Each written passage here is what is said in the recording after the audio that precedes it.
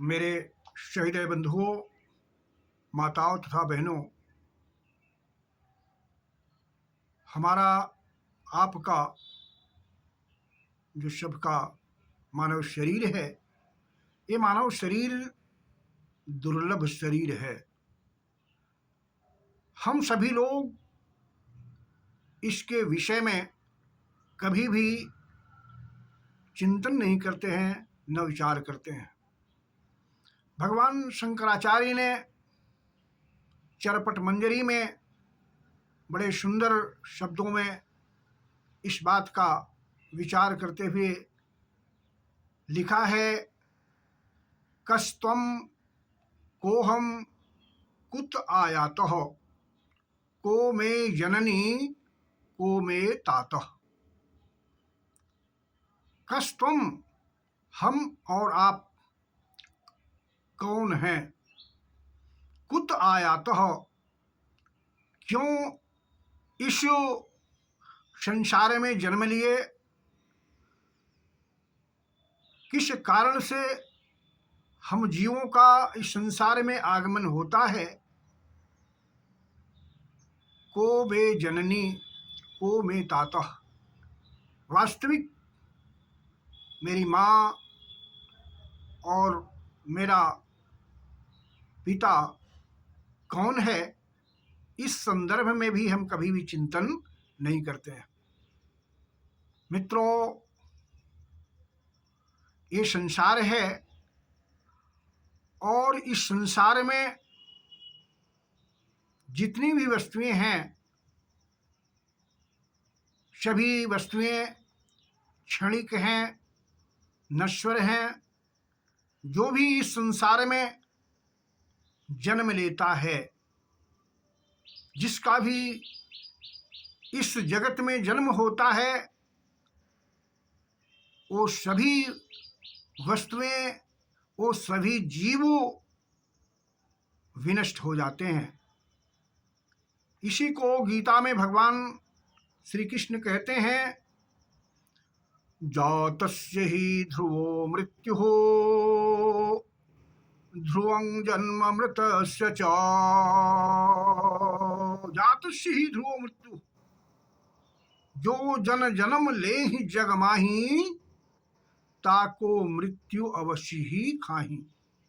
जिसका इस संसार में जन्म होता है, जो इस संसार में उत्पन्न होता है, उसका मरण भी सुनिश्चित है, और जिसका मरण होता है उसका पुनः जन्म सुनिश्चित है।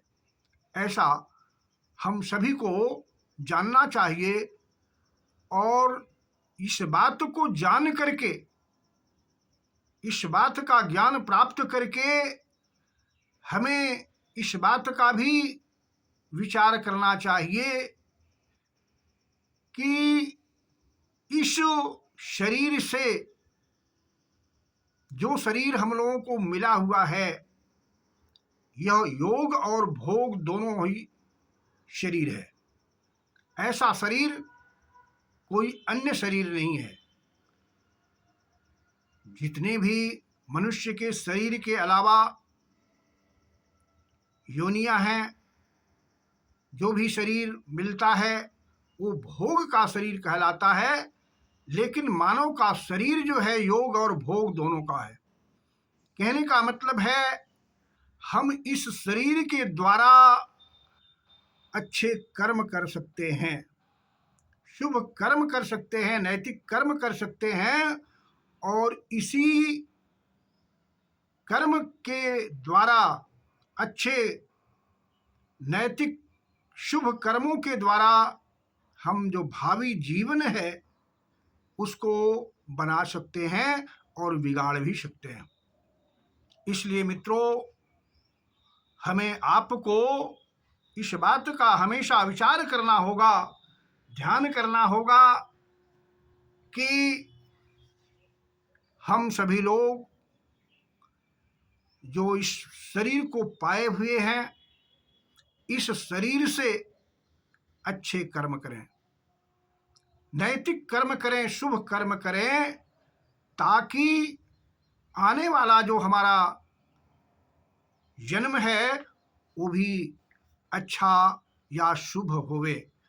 हम कहीं मनुष्य के योनि से कहीं अधम योनि में न पहुंच जाएं, कुकर शुकर की योनि में न जा पाएं, इसलिए भी हमको विचार करने की आवश्यकता है। जैसा कि देवी भागवत में कहा गया है, अवश्यमेव भोक्तव्यम कृतं कर्म शुभाशुभम। जीव को अपने द्वारा किए गए शुभ और अशुभ कर्मों के फल को भोगना पड़ता है। कहने का मतलब है, हम आप जिस प्रकार के जैसे कर्म को करते हैं तदनुरूप आने वाले जीवन में, भावी जीवन में हमको उसको भोगना अवश्य पड़ता है। इसलिए मेरे मित्रों, हम इस दुर्लभ शरीर को पाकर के, सुर दुर्लभ शरीर यह है, देवता लोग भी इस शरीर को पाने के लिए तरसते हैं।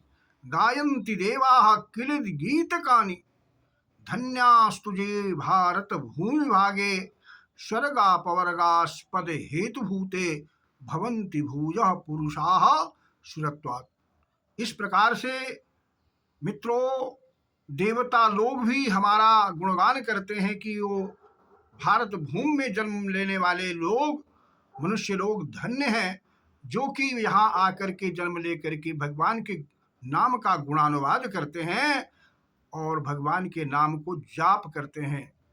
तो मित्रों, ऐसे लोक को, ऐसे शरीर को, ऐसे देश को हम लोगों ने प्राप्त किया है। इसलिए हमें आपको सजग रहने की आवश्यकता है। इस शरीर से हम लोग